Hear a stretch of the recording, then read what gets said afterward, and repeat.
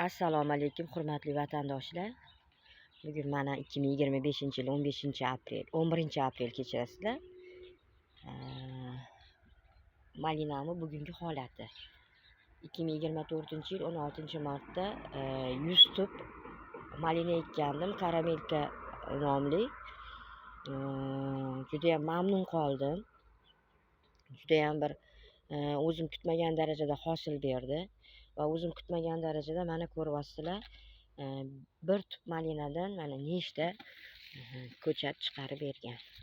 Sanab ko'ramiz birgalikda. 1 3 5 6 7 8 9 10 11 12 13 14 15 16 17 18 ta 19 tup.